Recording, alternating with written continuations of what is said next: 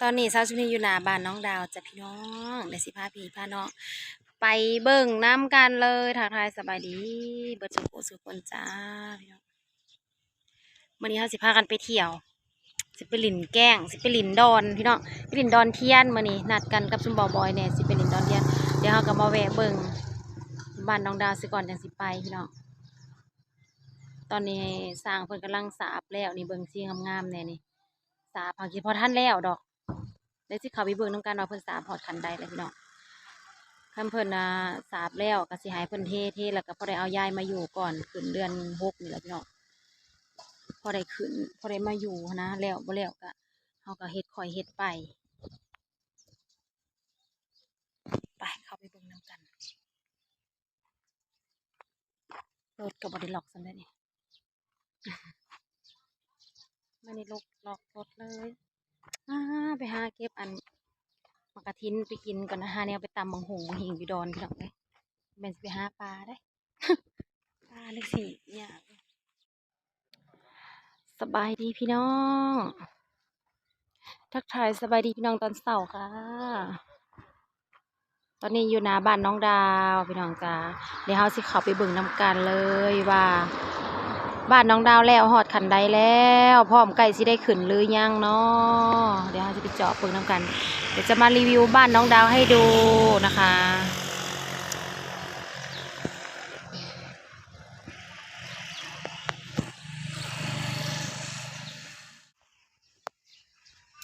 งามเลยพี่น้องเรียบร้อยเด็กสาบกันงามมันหลังใหญ่เนาะเห็ดตึงอยู่โอ้ยยังบ่ทันแล้วข้างนี้ก็ยังพี่น้องเด็ทางนี้ยังข้างหนึ่งทางนี้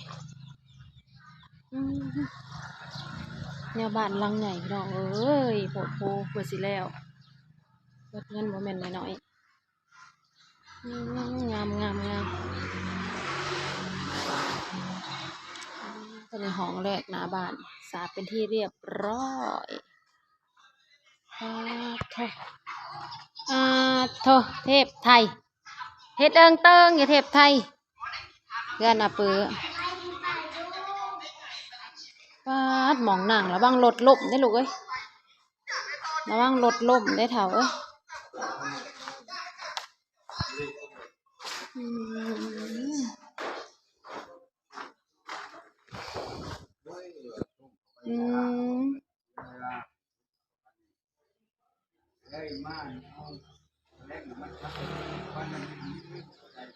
มองหน้าเพิ่นสิเฮ็ดห้องน้ำให้ยายตัวนั้นสิเฮ็ดห้องยายพี่น้องเอ้ย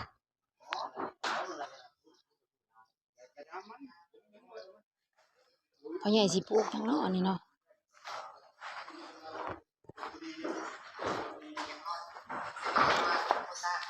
สาบแล้วเบิดละบ่ทางในนี่แล้วเบิดละบ่แล้วเมื่อนี่สาบด้านนั่นก็แล้วบ่เมื่อนี่คือสิแล้วเนาะเอาย่างตัวได้คือว่าแล้วบ่แล้วย่างข้างนั่น1 แผงมันจะแพงใช่ไหมนี่นะแล้ว4 แพงนะแล้ว4 หน้านะ4 หน้าบ่แล้วซะบ่เนี่ยข้างเดียวนึงว่าอยากให้มันเละแล้วนะว่านเลย2 แพงนี่ฮะแหละกินได้เล็กกี่ตุ่มมาเลยก็ฝนก็ตกเมื่อคืนนี่แล้วมันตกตอนสิแจ้งบ่เนาะฝนตกคืนนี่นะฮะประมาณ2 ทุ่มบ่ตอนนั้นคือตกหน่อยเดียวก็คือเช้าได้ตอนนั้นนะอันนี้ห้องไม่ใหญ่เขาว่ามันตกตอนสิแจ้งบ่จ๊ะตอนนั้นมันเช้าไปแห้งตกหน่อยเดียวหนึ่ง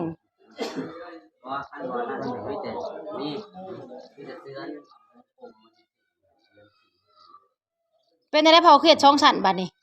หรือท่านแล้วบ่น่ะนะแล้วเอามันคือเป็นอีกสั่นนึงซะตัวน่ะไอ้นี่ดินตัวนี้มันคูนวางก้อนตัวนี้ตัวนั้นมันคูนแต่ก้อนน่ะดินเพื่อนเมืองมันกว้างโอ้โทกว้างอีหลีอีหลอนี่แหละมักใหญ่หนึ่งเนาะสมัยเห็นเนาะอันได้ถอตัวน่ะบ่ถอนะเข้ามาส่งเลยตัวเขาสั่งมื้อนั้นน่ะ ตัวนี้สิเฮ็ดห้องให้ยายตัวนี้ห้องยายห้องเสือเฒ่าห้องสองเฒ่าพุ่นแหละอันนี้บักใหญ่หนึ่งห้องนี่ก็ดีสามสิอยู่บัดนี้เฮ็ดห้องน้ำติดเลยอีแม่น่ะพอได้เข้าง่ายออกง่าย ห้องน้ำส่วนตัวนี่คือเฮ็ดห้องเฮ็ดน้อยๆหม้องห้องน้ำ โคตรน่ะออกไปจังซี่คันว่าน่ะก็เฮ็ด2ห้องดี2ห้อง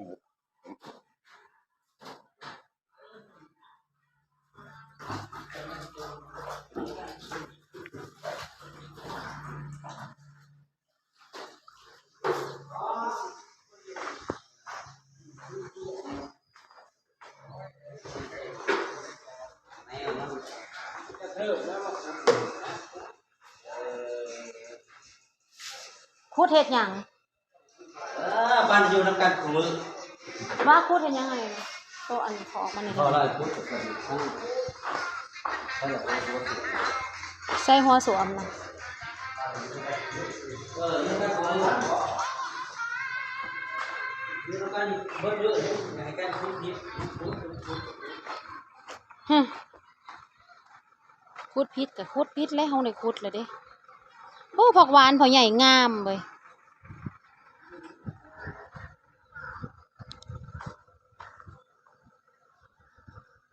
โอ้บัดนี้สิลงมาหาเก็บดอกแค่กินพี่น้องเอ้ยดอกแค่ผักบง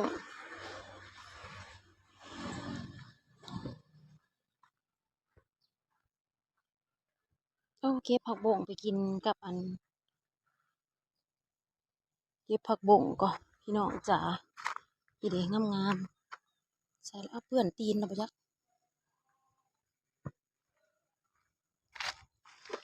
เอาไปกินกับตำบักหุ่ง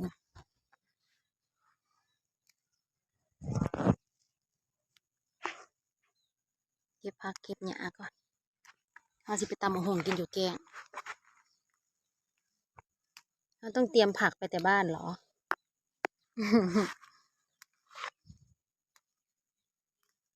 มันคืออยากแข็งคือบ่อ่อนปานใดวะคือวันน้อยๆงามๆเลยเด็กบ่อ้วนพี่น้องเอ้ยจ่อยก็จ่อยแต่คือบ่มีอาหารกินนี่ปกติมันก็คือจังอ้วนผักบงอันนี้นะ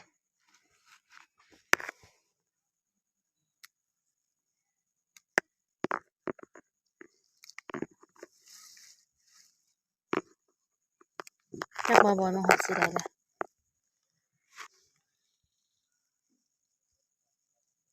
เราจะพากันไปเล่นดอนเทียนพี่น้องดอนเทียนมันบ่ได้อยู่แถวบ้านเฮาใดมันมันจะอยู่ใกล้กับบ้านนาพองพี่น้องเอ้ยลงไปไกลเติบแต่เฮาก็สิขี่รถลงไปซะก่อนขี่รถจักรลงไปขี่รถจักรลงไปแล้วก็ขี่รถลงไปแล้วก็เขาจะสิมีเรือค่ะวะบ่อยๆวะมีเรือรับจ้างไปเที่ยวส่งคนไปสั่นแหละมันอาจจะมีหาดมีหยังมาดอนเทียน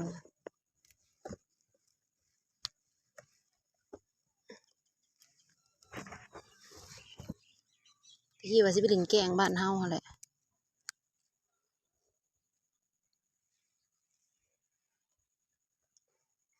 นี่เป็นตาแซ่บบ่พี่น้องว้าวว้าวว้าวว้าวว้าวพอดีเป็นกินกับตำบักหุ่ง